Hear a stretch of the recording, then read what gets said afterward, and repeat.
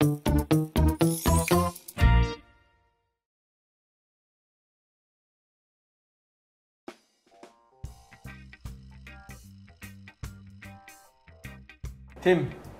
fish and chips. When I think of UK, I think about fish and chips.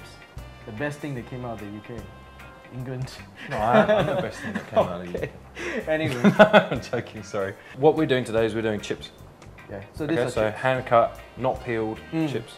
So actually, thick cut chips like this are better for you because it's less oil. There's more on the inside. Yep. Yeah? We've got russet potatoes again, because they're a floury potato. Okay. And what I've done is I've just cut these. I've not peeled them, just washed them, cut them. And you see, I've got different sizes. You like them to be uneven. Yeah, what you'll get is this one will be a little bit floury and it'll break up and it'll be crispy on the edges. Yeah. This one will just be really crispy.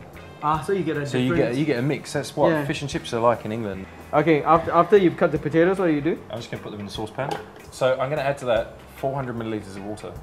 So just cover them, basically. Just cover the water. Okay. Yeah. So 400 millilitres of water, I'm going to add 4 grams of salt, because that's 1%. What happens is, when you're cooking these, you're adding the salt into it.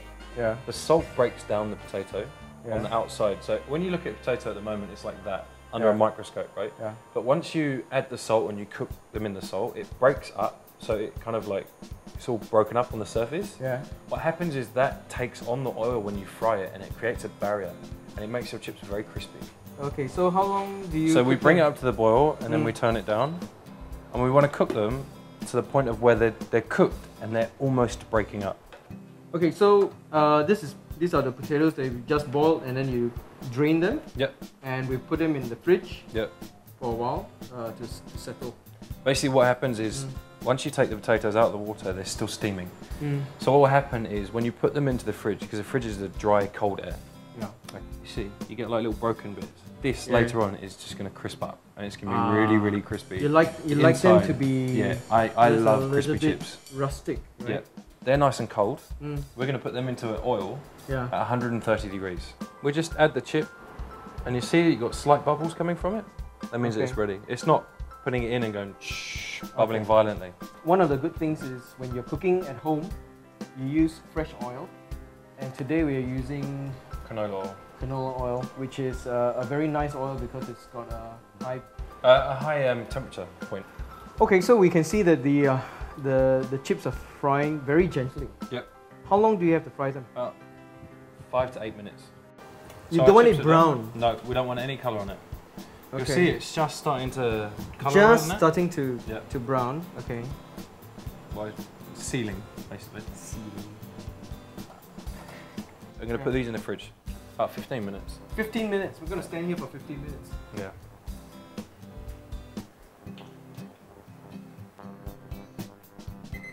Time's up. Yep, let's do it. Okay, so what we're going to do is we're going to test the oil. Just grab one of the chips. So this is at 190? About 190 to 200 degrees, yeah. So you want to see a very... Yeah, a very, very...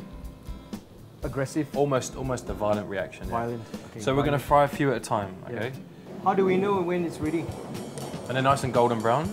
It actually does depend on the person. I personally like mine very crispy. Okay. So I leave them in for a little bit longer, so they're quite dark when I finish with them. So my chips are ready. Wow, okay. Smoked paprika. So, where can you get these? You have to go to a specialist shop to get smoked paprika. But you can just use salt. Yeah, you can. I just like to put smoked paprika on there.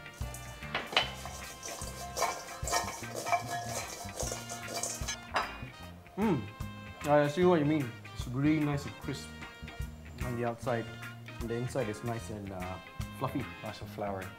And the skin actually gives it a bit of character. Now we've got chips. We're going to serve it with good old beer battered fish. Ah, the good old fish and chips, which we'll show in our next episode.